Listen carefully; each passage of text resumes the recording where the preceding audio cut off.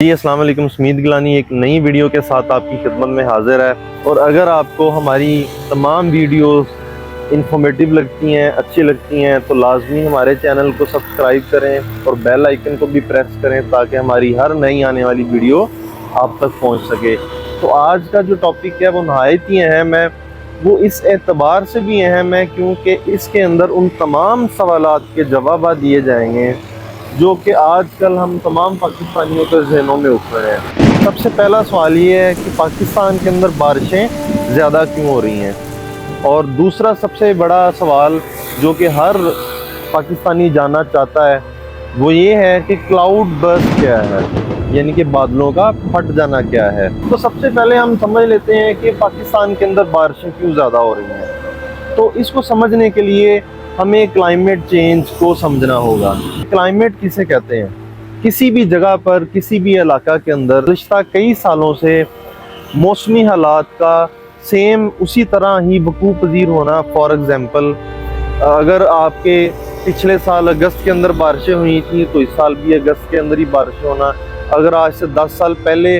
جو ہے موسم بہار جو ہے وہ مارچ کے اندر آئی تھی تو اس سال بھی موسم بہاریں ہیں وہ مارچ کے اندر ہی آنا۔ اور پچھلے سال جس طرح سے پاکستان کا درجہ حرارت تھا وہ اگلے سال بھی ویسا ہی رہنا، اور جس طرح سے جس شدت سے پچھلے سال یا پچھلے گزشتہ سالوں میں جس طرح سے سردی کی شدت رہی ہے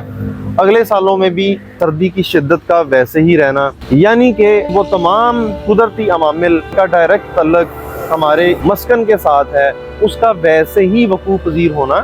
جو ہے وہ کلائمیٹ کہلاتا ہے۔ اور کلائمیٹ چینج کیا ہوا کہ اس کے اندر تبدیلی، یعنی کہ جس طرح سے پہلے بارشیں کم ہو رہی تھیں اب بارشوں کا زیادہ ہونا۔ گزشتہ سالوں میں ہمارے اس علاقے کا درجہ حرارت کم تھا اور اب ہمارے علاقے کا درجہ حرارت بہت بڑھ گیا ہے۔ اور اسی طرح سے تمام موسموں کا اپنے وقت کے اعتبار سے پہلے یا بعد میں آنا جو ہے کلائمیٹ چینج کہلاتا ہے۔ تو اب ہم آ جاتے ہیں کہ پاکستان کے اندر بارشیں زیادہ ہونے کی وجوہات کیا ہیں۔ جس طرح میں نے بتایا کہ کلائمیٹ چینج کے اندر کیا ہو رہا ہے کہ درجہ حرارت بڑھ رہا ہے۔ اب درجہ حرارت کیوں بڑھ رہا ہے؟ اللہ تعالیٰ نے ہمیں مختلف قسم کی سورج کی خطرناک شعاؤں سے بچانے کے لیے ہمیں اوزون طے مہیا کی ہے۔ اب اس اوزون طے کا کیا کام ہے کہ وہ سورج سے آنے والی تمام خطرناک شعاؤں کو فلٹر کرتا ہے، اور وہ سورج کی خطرناک شعاعیں جو فلٹر ہو کے زمین تک ہم تک پہنچتی ہیں۔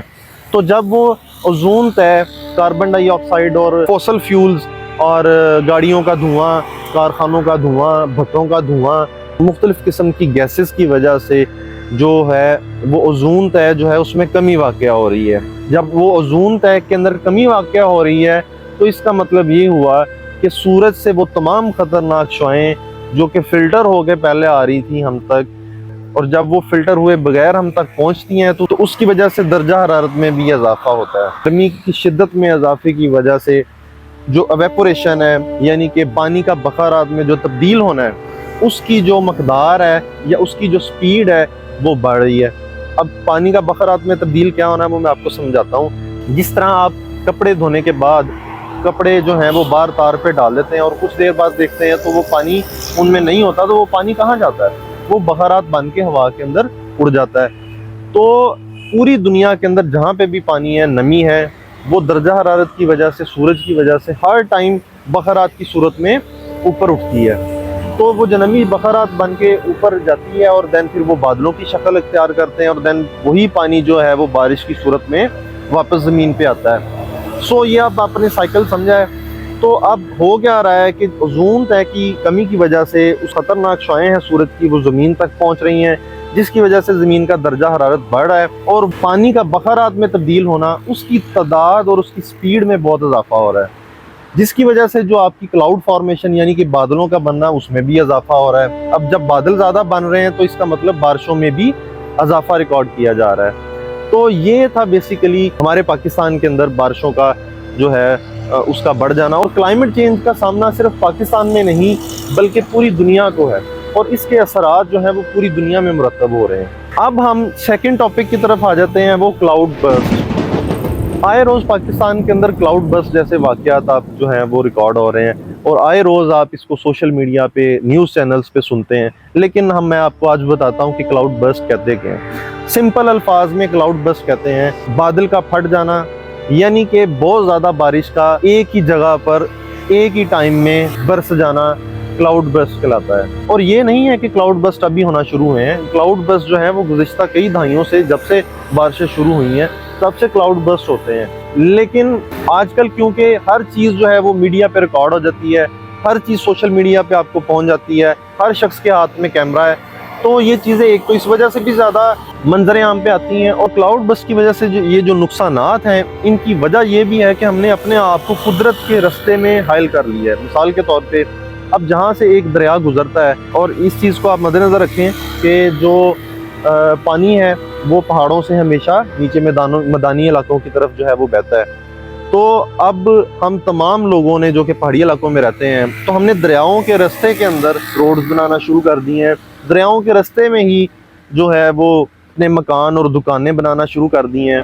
دریاؤں کے درمیان میں آپ نے دیکھا ہوگا کہ لوگوں نے بہت ساری جگہیں بنا دی ہیں، اور جو دریا آپ نے دیکھے ہوں گے جب آپ پہاڑی علاقوں کی طرف جاتے ہیں تو ان کی ارد گرد وہ جگہ بتا رہی ہوتی ہے کہ یہاں پہ زیادہ پانی گزرتا رہا ہے کسی ٹائم میں،